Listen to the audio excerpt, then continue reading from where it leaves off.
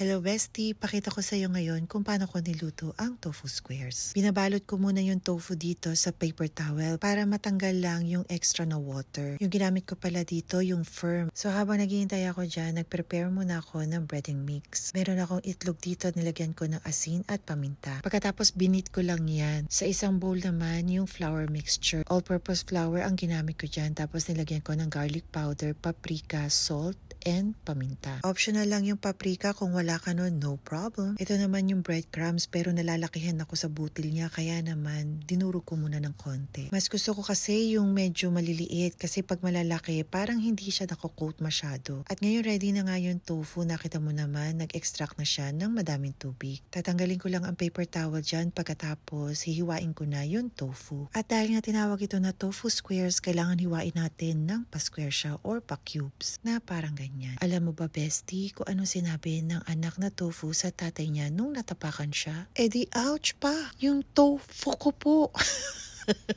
Wali. Huwag mo na intindihin yung anti-joke ko, bestie. Basta ang importante ay mahalaga. Ano daw? At ito na nga, sinimulan ko na nga i-coat yung tofu sa flour mixture muna. Sunod naman, nilagay ko naman siya sa egg mixture. Nilublub ko lang yan maigi, pagkatapos nilagay ko na sa breadcrumbs. Nakakatulong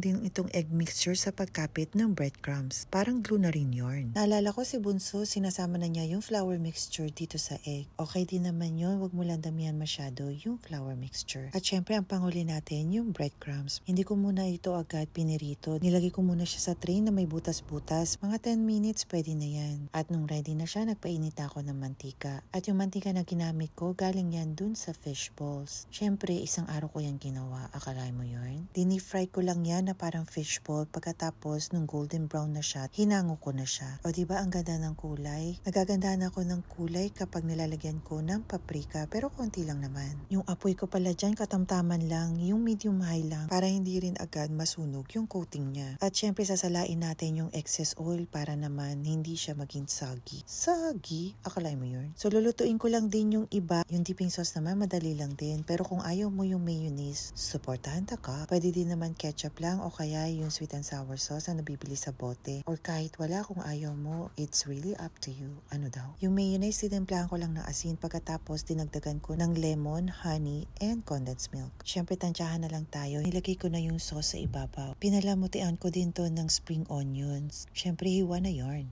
Para may added kick, naalala mo pa ba yung aking chili garlic oil? Naglagay din ako yarn. O diba ang ganda ng kulay? Nakakatakam naman talaga. Nilagay ko pala yan sa barbecue stick para naman street food na ang datingan. O ha? Dahil na bestie, alam kong mapaparami ang kain mo pag natikman mo to dahil lami yarn.